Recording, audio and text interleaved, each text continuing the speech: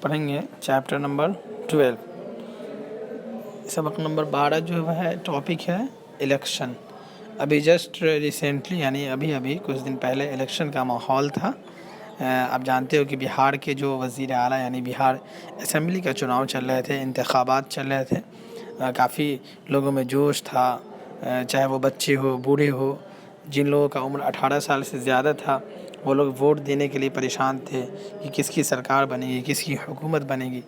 تو آج کا جو ٹاپک ہے، آج کا جو سبق ہے، یہ اسی سے ریلیٹڈ ہے۔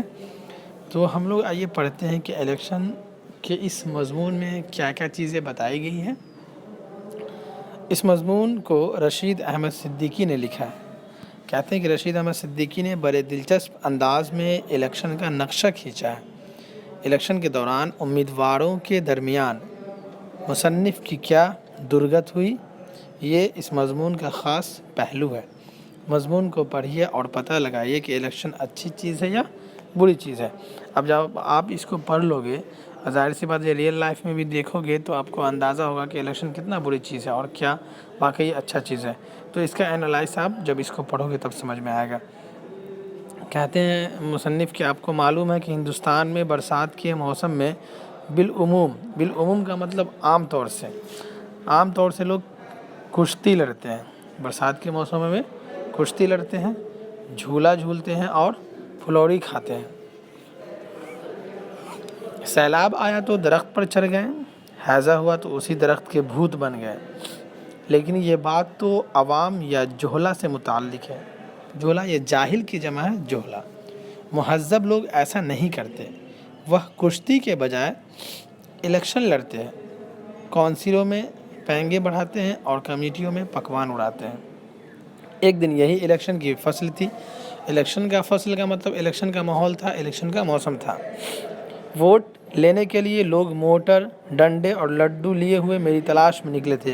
جو اس کہانی کے رائٹر ہے، مصنف ہے، کہہ رہے ہیں کہ الیکشن کا ماحول تھا تو ظاہر سی بات ہے آپ دیکھو ہوگے کہ آپ کی جس علاقے میں آپ رہتے ہو وہاں کے جو نیتا جو کھڑے ہوئے تھے MLA میں، وہ آپ کے دروازے تک آتے رہے ہوں گے ووٹ مانگنے کے لیے۔ اگر وہ مکھیا کا الیکشن ہوتا ہے تب آتے ہیں آپ سے ووٹ مانگنے کے لیے، اور کہیں کہیں تو پیسے بھی بانٹے جاتے ہیں۔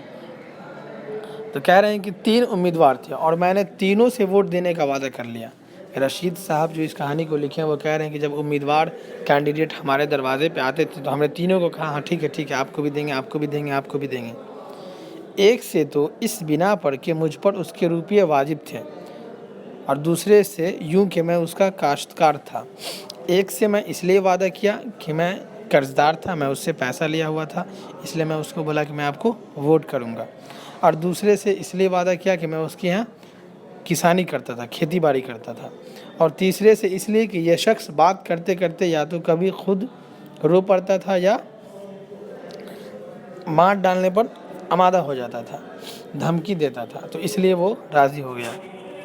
کہتے ہیں کہ ظاہر ہے کہ ایسی حالت میں میرے لیے اس کے سوا چارہ نہ تھا کہ کہیں بھاگ جاؤں، لیکن آپ نے سنا ہوگا کہ گیدڑ کی موت آتی ہے تو شہر کی طرف بھاگتا ہے۔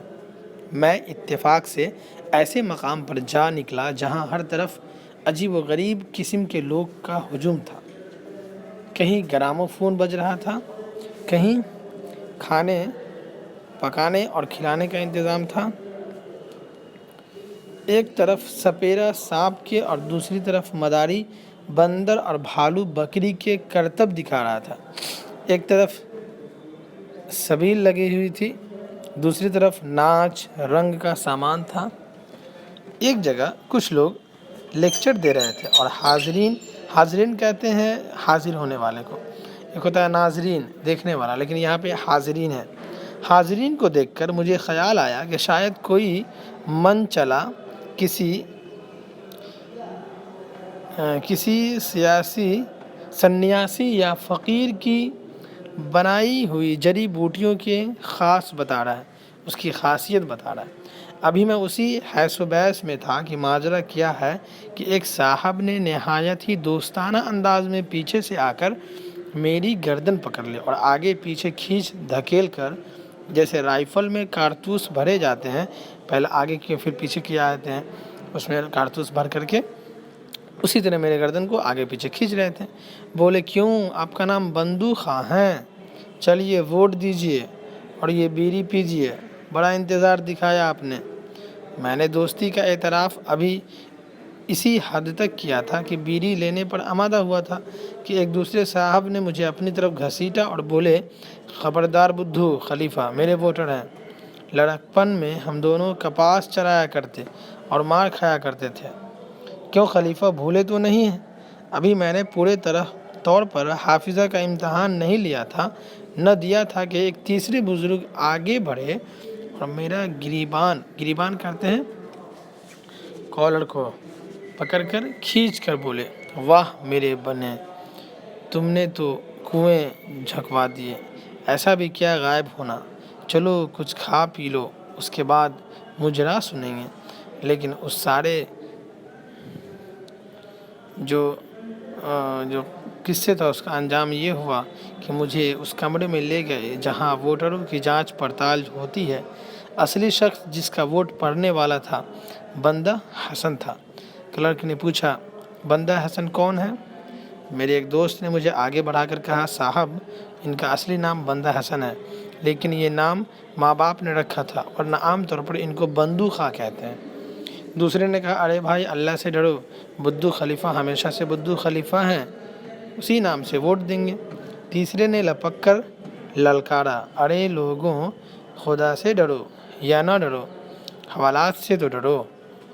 میر بنے کو بدھو خلیفہ کہتے شرم نہیں آتی؟ یعنی تینوں جو امیدوار تھے اپنے اپنے لحاظ سے اس کا نام رکھ دیے۔ کلرک نے گھبرا کر مجھ سے پوچھا، آخر تم کیسے چپ ہو؟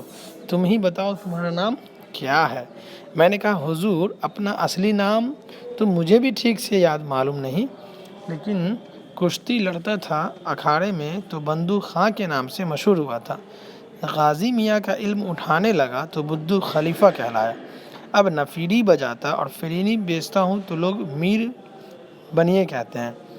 کلرک بھی زندہ دل تھا، بولا، تم نے آنے میں جلدی کی، ورنہ یہی لوگ تم کو اس ممبر کی حیثیت سے پیش کر دیتے جس کے تم ووٹر سمجھے جاتے، لیکن یہاں سے فوراً بھاگ جاؤ ورنہ تمہاری خیر نہیں۔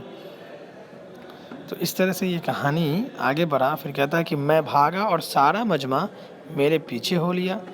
ایک ہلڑ سی مچ گیا، ایک ہنگامہ ہونے لگا، اور مشہور یہ ہوا کہ میں بچوں کو چرا لے جایا کرتا ہوں۔ ہنگامہ ہوا تو لوگ مجھے بدنام کرنے لگے کہ میں بچوں کو شاید چراتا ہوں۔ قریب تھا کہ مجمع کے ہاتھوں صبر و شکر کی قسم کی کوئی چیز ہو جاتا کہ میں گل ہو گیا، اور میں بھاگتا گرتا پڑتا سامنے ایک عالیشان عمارت تھی، اس میں داخل ہوا اور بے ہوش ہو گیا۔ یہ جانوروں کا عجائب خانہ تھا۔ دوسرے دن آنکھ کھلی تو اپنے آپ کو ہسپتال میں پایا۔ میرے کہنے کا مقصد یہ ہے کہ الیکشن نہایت اچھی چیز ہے۔ یہ اور بات ہے کہ ابھی ہندوستان کی فضا اس کے لیے موزوں نہیں ہے۔ ظاہر سی بات، آپ دیکھتے ہو کہ ہمارے جو یہاں الیکشن کا جو ماحول ہے، جس طرح سے ہوتا ہے انتخابات، وہ صحیح نہیں۔ فضا کہتے ہیں ماحول کو، موضوع مطلب مناسب۔ یہاں الیکشن میں بالعموم اس کی فتح ہوتی ہے جس کے پاس روپیہ ہے یا جس سے لوگ ڈرتے ہیں۔ ووٹروں کو فکر و عمل کی آزادی نہیں ہے۔ مستثنی حالتوں کے علاوہ یہاں کامیاب ممبر کے بارے میں یہ کہنا ذرا مشکل ہے کہ اپنے حلقہ انتخاب کا صحیح نمائندہ ہے۔ اس کے بارے میں زیادہ سے زیادہ یہ کہہ سکتے ہیں کہ وہ الیکشن کی کمزوریوں سے سب سے زیادہ فائدہ اٹھانے کی اہلیت رکھتا ہے۔ اہلیت کہتے ہیں قابلیت کو۔ لیکن اس میں شک نہیں کہ اس بے روزگاری کے دور میں الیکشن نفع بخش چیز ہے۔ مثلا آپ کسی کے مقابلہ میں کھڑے ہو کر خوب ہنگامہ مچائیے، دولت مند امیدوار آپ کو روپیے دلا کر بیٹھے رہنے پر راضی کر لے گا، اس کے بعد آپ اس کے کارکن بن جائیں گے تو اور روپیے مل جائیں گے۔ آپ ذرا ایماندار قسم کے آدمی ہو تو کوئی قومی ادارہ کھول دیجئے، مثلا مدرسہ، یتیم خانہ، بنجر پول وغیرہ، اور کہیے کہ آپ کے ادارے کو 1000، 5000، 500 روپے دلائے جائیں تو آپ بیٹھ رہیں گے۔ ظاہر ہے کہ آپ اس سلسلہ میں ان زیر باریوں کی تلافی کے لیے زر عطیہ سے کچھ نہ کچھ وصول ہی کر لیں گے، اور ایسا ہوتا ہے، آپ دیکھتے ہوگے بہت سارے کینڈیڈیٹ کھڑے ہوتے ہیں لیکن الیکشن سے ایک روز پہلے وہ بیٹھ جاتے ہیں تو پیسے لے کر کے۔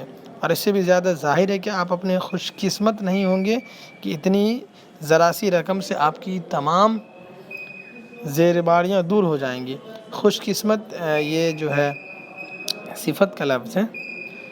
اب یہ الفاظ اور معنی ہے، اسے آپ یاد کر لینا، کیونکہ ضروری ہے الفاظ اور معنی یاد کرو گے تبھی آپ کو جو ہے سمجھ میں آئے گا ورڈ سب.